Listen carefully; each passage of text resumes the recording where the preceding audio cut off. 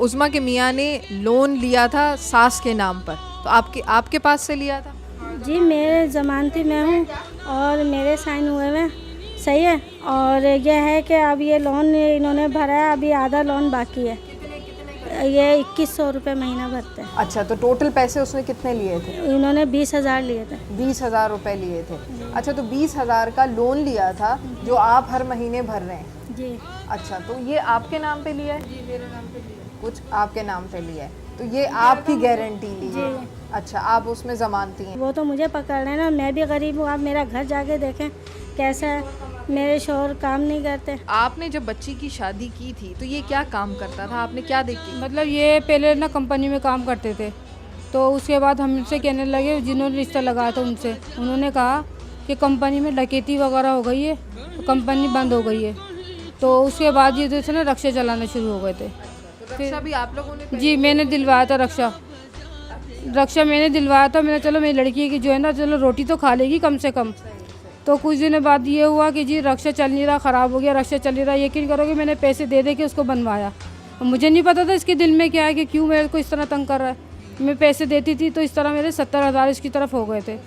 उसके बाद ये हुआ कि कुछ दिनों बाद बोलने लगा मैं तो बिल्कुल कमा ही नहीं सकता, रक्षा तो इस काबिल है नहीं, चलने के काबिल इनके सामने। तो ये पता नहीं, अब सुनने में आ रहा है कि जुआ वगैरह खेलता है, चरस वगैरह पीता, सुनने में तो यही आ रहा है सबसे। रक्षे वालों से पूछा, रक्षे वाले कह रहे तुमने लड़की क्यों दे दी, ये तो इतना नशा करता है। ये बच्ची आती थी मेरे पास, कहती थी खाला ऐसा करो, मुझे 1000 रुपये दे दो, 2000 दे दो, मैं ना परेशान हूँ और इनके काम लगेगा, मैं फौरी दे जाऊँगी। ये कह देती थी मुझे। और अम्मी अब्बू को नहीं पता चले, अम्मी अब्बू को नहीं पता। कहने लगी जो कमाते ये मुझे ला के देता है, बताओ मैं कैसे परेशान करूं। वो मेरे से भी छुपाती थी कि ये बात मेरी अम्मी अब्बू को ना बोल दें खाला। हाँ, तो मैं इसको दे दिया करती थी। मेरे पास होते थे ना बच्चों के, जैसे काम के पैसे आते थे, 1000 दे दिए, कभी 2000 दे दिए, इस तरीके से मैं देती रहती थी। तुम्हें कभी महसूस हुआ कि ये नशा कर रहा है? मेरे को 2-3 दफ़ा महसूस हुआ। मैंने इनसे कहा भी कि आप ना वो करते हो नशा, तो पहले कहने लगे नहीं मैं नहीं करता। मैंने कहा मेरे को स्मेल महसूस होती है। तो एक दफ़ा जब मैंने जेब की कहने में तलाशी ली ना हाथ में कहने में, तो मैंने कहा ये क्या चीज़ है, मैं पढ़ी लिखी हूँ, मुझे तो पता है कि ये क्या चीज़ है क्या नहीं। तो मैंने कहा ये तो वो है। तो कहने लगे हाँ करता हूँ, क्या कर लोगे, कहने में जब मैं बाप को बोलो भाई को बोलो, देख लूँगा मैं कौन मेरा क्या कर सकता हूँ। यार को हमने नाज़रीन, इस वक्त मेरे साथ उज़्मा के वालिद साहब मौजूद है और उज़्मा की नन्ही सी नौमौलूद बच्ची भी मौजूद है। और उसके घर वालों का कहना है कि वो बच्ची मुसलसल रोती रहती है क्योंकि उसने अपनी माँ को जलते हुए देखा है और चीखते हुए देखा है। तो नाज़रीन, इस बात का यकीनन आप लोग भी इमेजिन कर सकेंगे कि जो बच्चे अपने पेरेंट्स के साथ किसी भी ट्रॉमेटाइज एक्सपीरियंस को देखते हैं या कोई भी ऐसी चीज़ अपने माँ बाप के साथ होते हुए देखते हैं, तो वो उसके बाद बहुत घबरा जाते हैं। एक नेचुरल सा रिएक्शन है। अस्सलाम वालेकुम अकबर साहब, बहुत शुक्रिया आपने ज्वाइन किया। जिस दिन ये वाक़या पेश आया, जब आप वहाँ पर पहुँचे तो आपने क्या देखा? जब हम यहाँ से हमें इत्तला मिली, एक बच्चा आया हमारे साथ गया, उसने बताया उज़्मा बाजी जल गई हैं। हम घर पहुँचे हैं तो वहाँ हमने ये देखा है कि जब दामाद से हमने पूछा कि भाई क्या हुआ, तो कहने लगे हाथ जल गए, जबकि ऐसा नहीं था।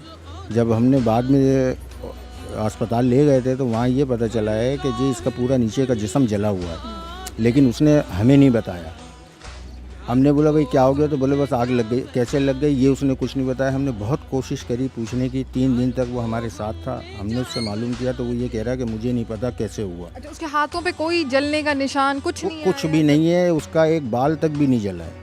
और ये बच्ची पूरी जली, हमारी आधी जिस्म इसका पूरा जला है। 50%? जी हाँ, तो डॉक्टर भी यही बता रहे हैं। अब कहने का मकसद है ना कोई इलाज है, ना कोई मुआवजा है, ना कोई उनके घर से हमारे पास आ रहा है कि भाई हम ये आपको दे रहे हैं, आप इलाज कराएं। सब वो अपने घर आराम से सुकून से बैठे हैं। हम लोग जो बहुत तकलीफ़ में,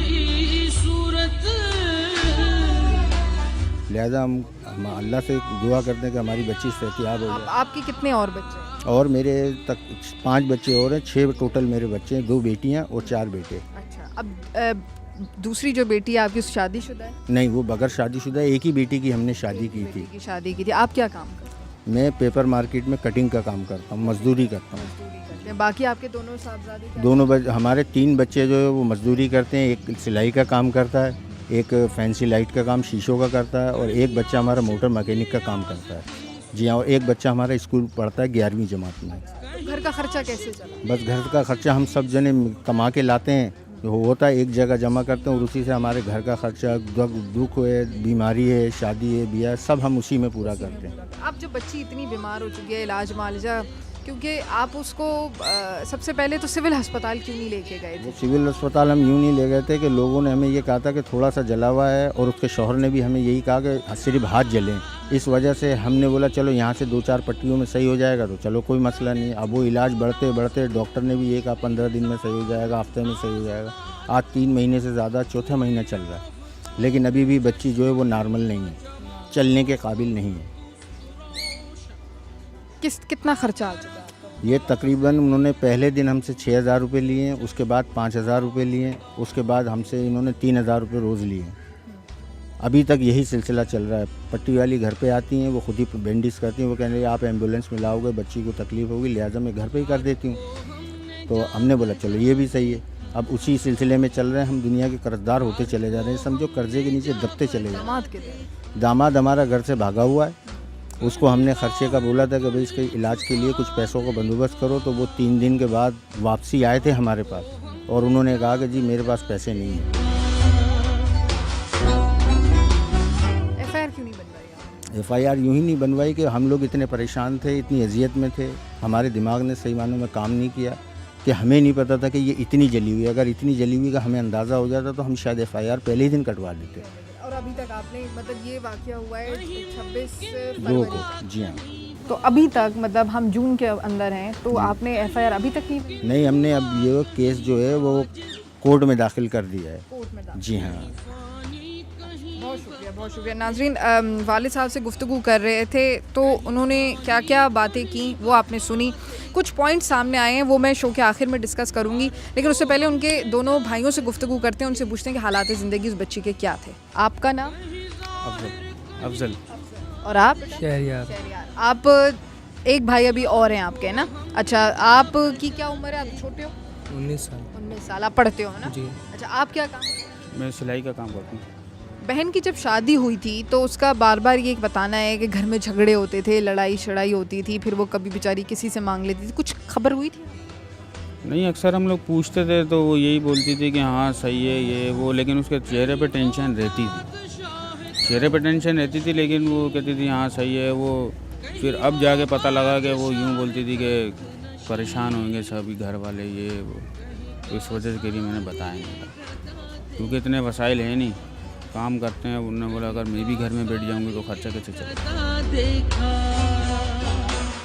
यार को हमने सारा मसला। तुम्हें धमकियाँ भी आ रही हैं? जी, मेरे पास कॉल आ रही थी उनकी, तो मैंने उनको मना किया। मैंने बोला आप क्यों कॉल कर रहे हैं? तो कह रहे हैं मेरी मर्जी, मैं तो कॉल करूँगा। मैंने बोला यार कॉल नहीं करो, तो बोल रहे हैं कि तुम क्या कर लोगे, मुझे ये धमकियाँ दे रहे हैं। तो उसके बाद मैंने सिम ही निकाल के रख दी। बोला ना सिम होगी ना कॉल करेंगे। तो क्या कोई गुंडा है इलाके का, क्या है? मतलब धमकियाँ जो दे रहा है, मतलब किस खाते पे दे रहा है? वो तो वही जानता है कि क्या है क्या नहीं है। अब ये तो करते हैं। वो बच्ची का अक्सर बहन बताती है, वो बोलते थे मेरे को कि बच्ची को उठा के इसी जगह गायब हो जाऊंगा, तुझे नज़र भी नहीं आऊँगा। टेंशन होती है, बाजी के साथ ये मसला हुआ है, परेशानी है, पढ़ाई इफेक्ट होती है इससे? पढ़ाई तो डिस्टर्ब है, कोचिंग बिल्कुल छोड़ दिया था, क्योंकि उनको एक दिन एम्बुलेंस के लिए, जब फर्स्ट टाइम एम्बुलेंस के लिए बोला था, एम्बुलेंस लेने गए, वो इतनी 2 घंटे बाद आ रहे हैं, बोल रहे हैं एम्बुलेंस नहीं मिल रही। वो भी हम लोग लेकर आए।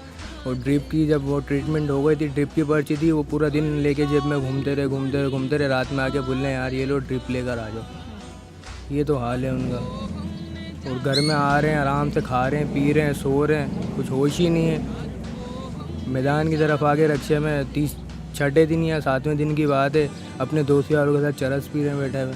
उनकी वाइफ यहाँ जली हुई है और खुद ऐसे अयाशी कर रहे हैं। तुम्हें पता चला कि वो बैठ के चर्च पी रहा है? ये नशे की आदत देखा है मैंने, खुद देखा है। तुमने खुद देखा? मैंने खुद देखा है। मैं ड्रिप लेकर आ रहा था रोड पे से।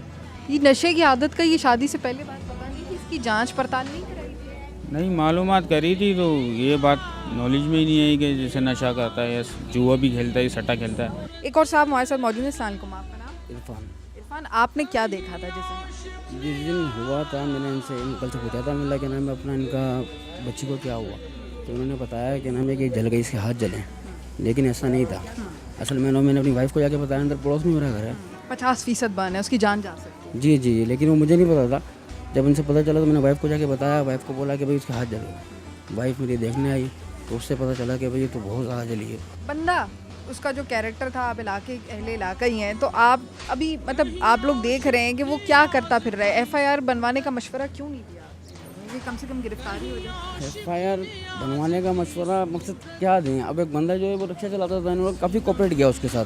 तो हमने तो ये देखा कि भाई इसको रिक्शा दिलाया, सब कुछ किया, घर में रखा।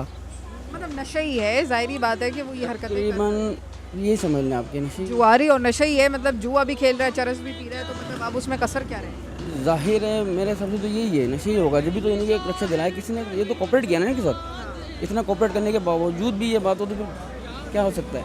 बहुत शुक्रिया, बहुत शुक्रिया। नाज़रीन, आपने तमाम अहले इलाका की गुफ्तगू सुनी, तमाम तर बातें सुनी।